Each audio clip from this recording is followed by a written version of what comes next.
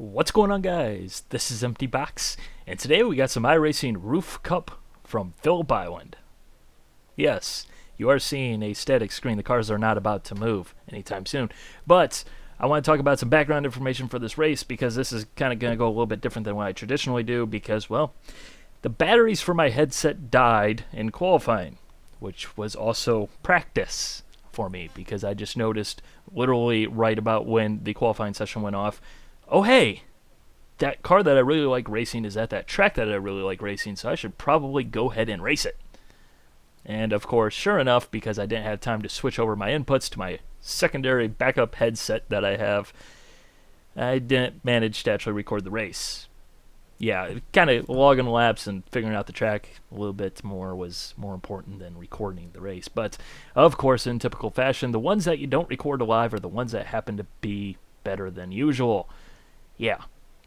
So that's that. I will go ahead and interject throughout this race to explain what I'm thinking, sort of, but it won't be live. It'll be post commentary. So anyways, let's go ahead and take a look at the starting grid before we get to the actual race.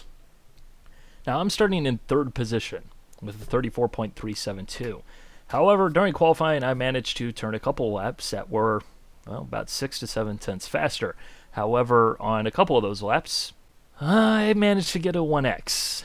Every single one of them was very finagly, just trying to squeak out a little bit too much. In particular, I think of a lap that I just managed to botch it exiting the final turn, just running just ever so wide. And yeah, so I know I have pace that's probably a little bit better than the guy starting in second position because I did qualify on race fuel, because I'm weird like that. And I've raced with the guy starting in first place last week at Bathurst, and he was just a tick faster than I am, but I think I'm probably a little bit better at Phillip Island than Bathurst compared to the average driver, more or less. I don't know. It could be that this guy really likes Phillip Island, but I'm guessing that I'm probably better at Phillip Island compared to the average driver or guy that I'm racing with at Bathurst, if you understand what I'm saying, which probably you don't. But then there's that, as well as the fact that the guy starting in fourth I raced with last week, and I was a little bit faster than he was. But here's something that I know that I need to keep in the back of my mind. We did have a netcode contact. He's Australian, and you are kind of playing games with people like 10,000 miles away, so it's only natural every now and then crap happens. You know, I did notice this guy raced fairly closely, which isn't a problem, except for the fact that, again, Australian just doesn't work out ideally. So I just kind of keep that in the back of my mind, file that away just in case, you know, it is something that could come up again. You never know. So let's go ahead and actually get to the race.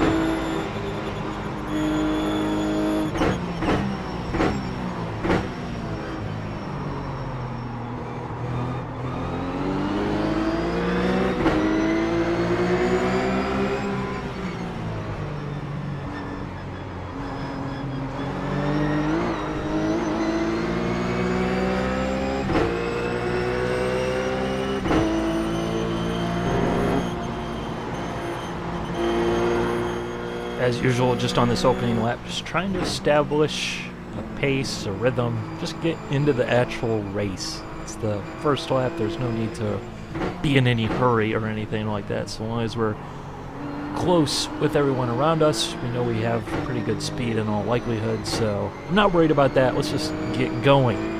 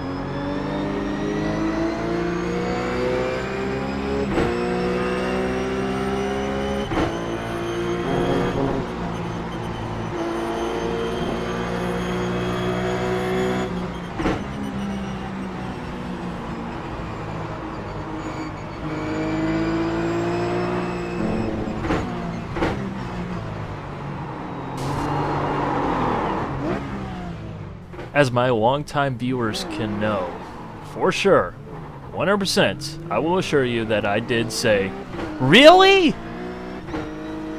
Yeah. I really wasn't all that angry because I kind of knew why that happened, and that's because he takes an earlier apex through that corner, which favors more entry speed rather than my later apex line, and I think he just kind of misjudged it. Just kind of drove himself into a closing door. Unfortunately, I didn't see him, because if I did, I could have probably avoided it, but nobody's looking in their mirror at turn-in, and you can't expect that to happen. But racing incident, car is perfectly fine. Let's get going forward.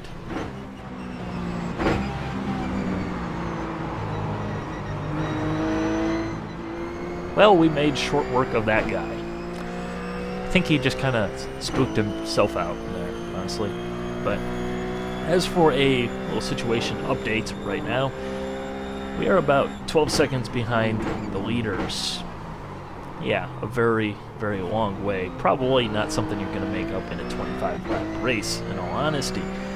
But because I know that the guy in second position who's tracking down the leader was the guy that I had the netcode issue with last week, I'm thinking maybe, you know, it could happen again, so we got to make sure we keep our foot to the floor and pretty much go crazy at this point, because, well, if something does happen, which it very well could, we want to be able to take advantage of it. But first we need to get up through fourth position and up to third position. And notice how we didn't all pile up there in that corner this time around. Accidents happen. Anyways.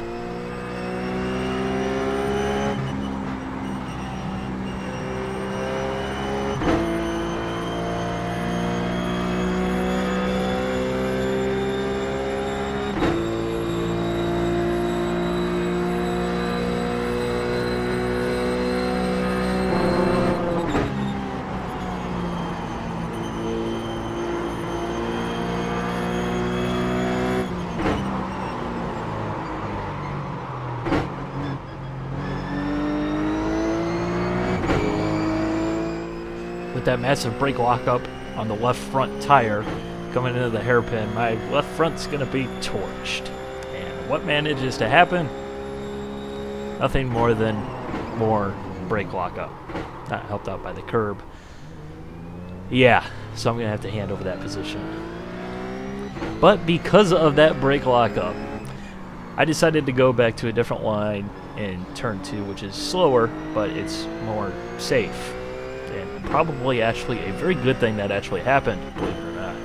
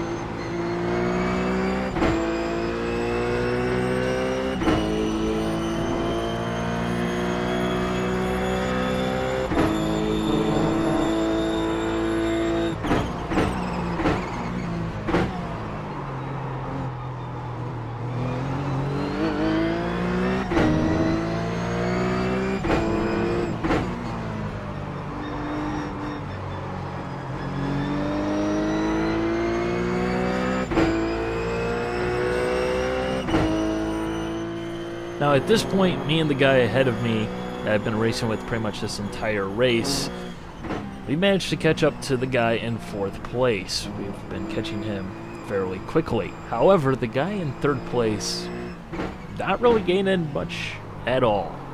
We've only managed to make a couple of tenths of progress. Pretty much the exact same story with the leaders. So, can't give up hope just yet, because it is a race and you want to finish at least where you started. That is the goal at this point. That's what we want. So we need to get at least a podium.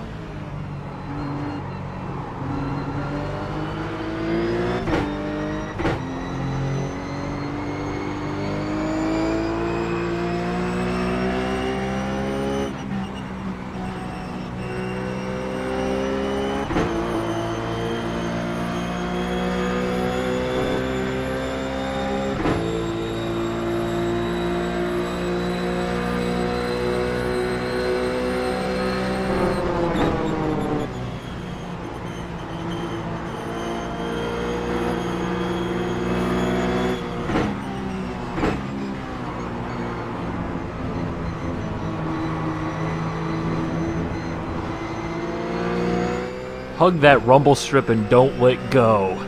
At this point, I am determined to beat this guy in this Martini car.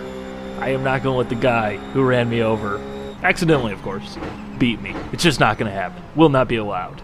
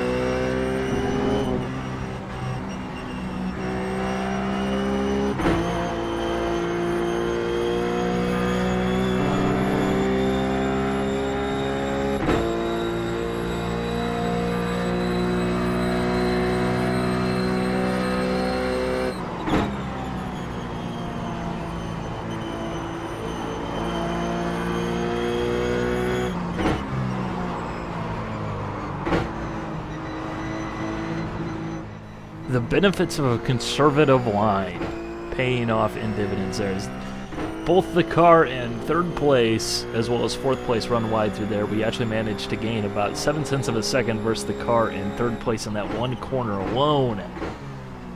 I'm smelling some blood in the water. I want to beat this guy badly.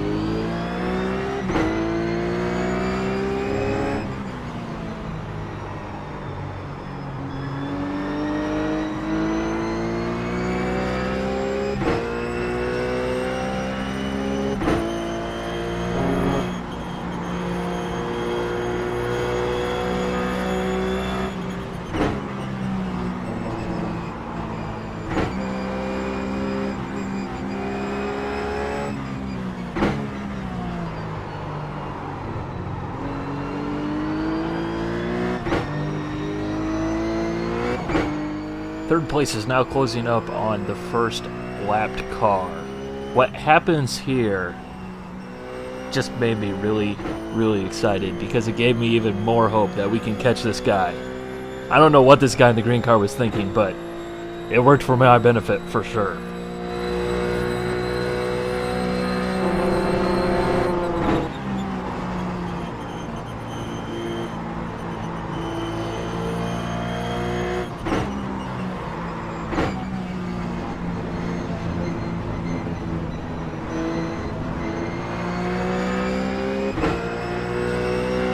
There is no way I am not getting past this guy into the hairpin. It's just not going to happen. He needs to be passed. Now.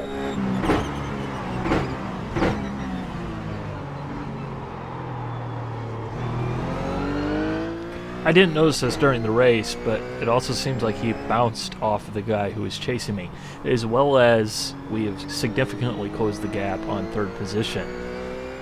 That lapped car really worked to my benefit, to a very strangely large amount.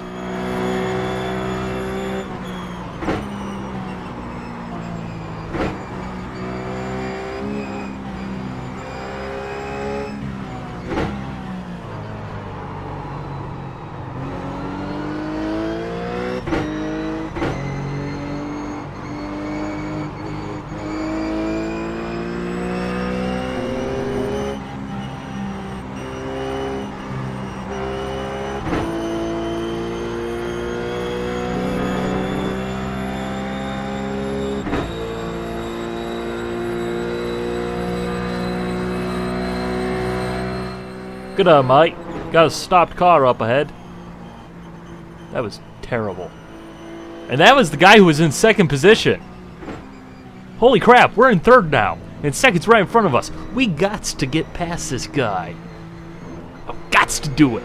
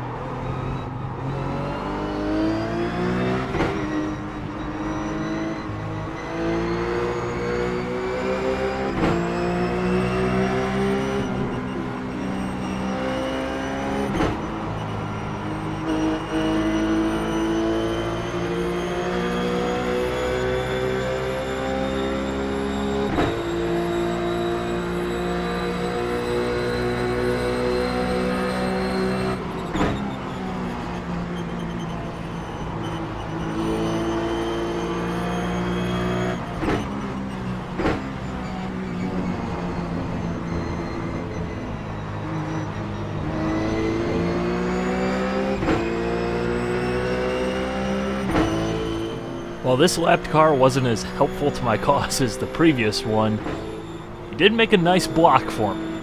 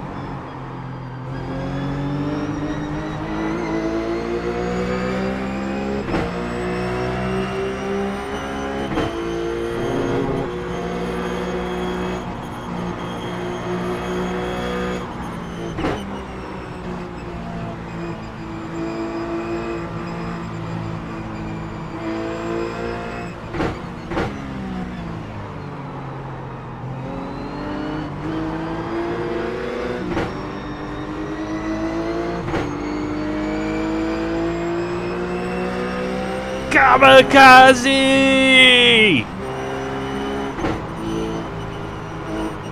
Or not. Yeah. Are we gonna keep third position though?